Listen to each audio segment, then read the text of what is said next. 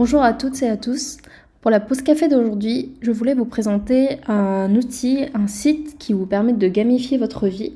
Donc ce site s'appelle Habitica et en fait il se présente comme étant un mélange entre une to-do list et un RPG, donc vraiment un jeu de rôle dans les jeux vidéo. Dans lequel vous pouvez créer votre propre avatar que vous pouvez personnaliser, gagner des récompenses en complétant des tâches, qu'il s'agit d'habitudes, de tâches quotidiennes à faire ou bien de projets à long terme que vous souhaitez mettre en place. Et donc cet outil existe à la fois dans une version web et également sous une version mobile, donc via une application que vous pouvez télécharger.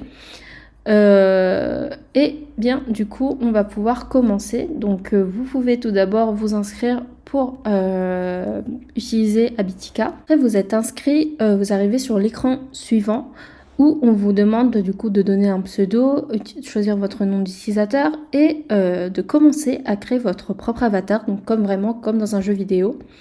Donc là, vous pouvez vraiment le personnaliser comme vous le souhaitez. Vous pouvez choisir la tenue de votre personnage, sa couleur de peau, ses cheveux, sa coupe de cheveux, hop, le style que vous voulez. Voilà. Et suivant. Et ensuite, vous pouvez choisir du coup les éléments sur lesquels vous voulez travailler avec Habitica. Donc vous avez le choix entre le fait de travailler, faire du sport, des objectifs liés à la santé, au bien-être, à l'école, aux tâches ménagères, à la créativité ou bien au développement personnel. Donc là, pour l'exemple de la pause café, on va choisir santé et bien-être, tâches ménagères, le sport et le développement personnel. Donc voilà, et ensuite vous avez toujours ce personnage Justine qui vous accompagne pour la phase un peu de tutoriel pour apprendre un peu à utiliser Habitica. Et en fait, ce qui est intéressant dans cet outil, c'est vraiment tous les mécanismes de design comportemental qu'utilise Habitica pour activer vos leviers motivationnels, vous motiver via la gamification à réaliser des tâches. Ce que vous pouvez d'ores et déjà voir, c'est que vous avez votre personnage, que celui-ci possède un niveau et un titre, une barre de vie et une barre d'expérience. Et ça, en fait, c'est ce qu'on appelle un levier lié à la compétence et à la maîtrise, dans le sens où on va toujours vouloir s'améliorer, améliorer son personnage, le faire monter en expérience, faire en sorte qu'il ne perde pas de vie. Et du coup avoir des titres de plus en plus importants. Donc voilà. Et comment fonctionne Habitica, c'est que vous avez du coup 3 types de tâches. Donc les habitudes, donc les choses que vous voulez créer comme habitude dans votre vie quotidienne à réaliser de manière régulière, vos tâches quotidiennes. Et enfin des tâches à faire, c'est-à-dire des tâches qui sont planifiées plus à réaliser sur le long terme. Vous pouvez définir vos tâches faibles, fortes. Donc par exemple, faire une pause, si vous réussissez à le faire, dans ce cas, vous gagnez de l'or, de l'expérience et vous avez le succès validé une tâche.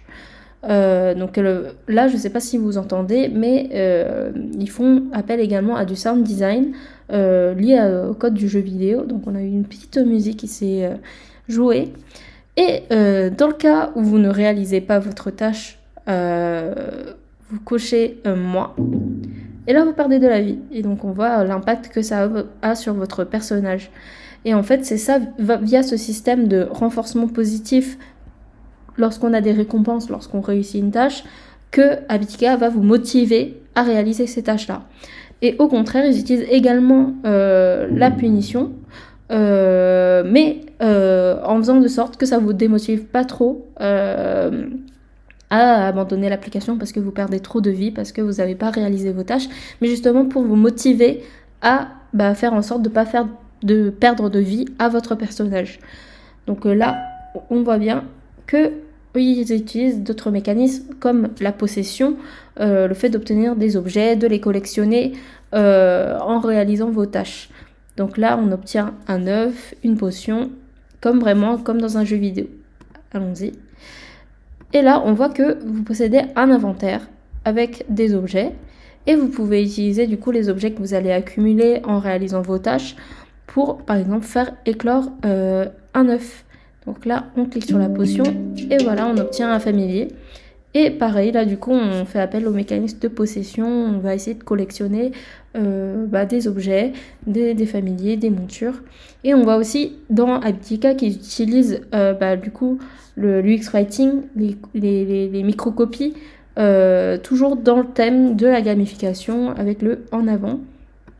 Et en fait, c'est quelque chose qui est assez présent dans l'ensemble de l'interface. Donc là, on est dans l'inventaire, donc on possède des objets, on peut accumuler des choses avec des statistiques qui nous permettent de personnaliser notre personnage, de le rendre plus fort, d'augmenter ses statistiques.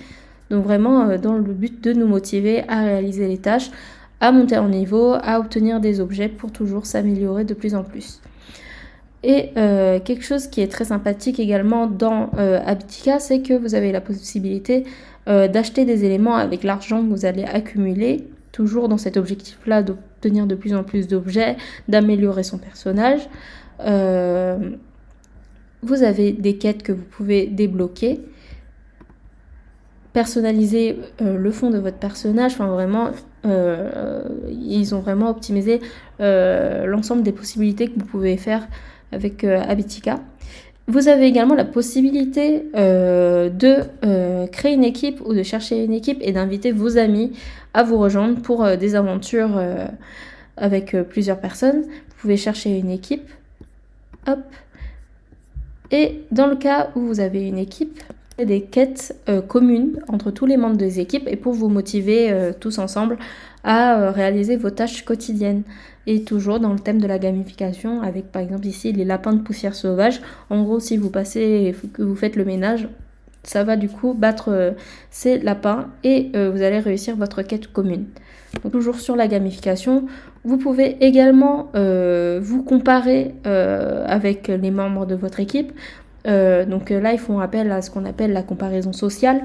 Par exemple, si on veut devenir meilleur que ses amis, les battre ou pas, se comparer avec les succès qu'ils possèdent, etc.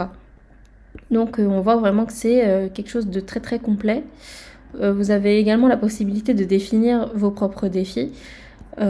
Ici, avec du coup un nom, un résumé, une description de votre défi, définir la récompense qui sera liée à ce défi-là.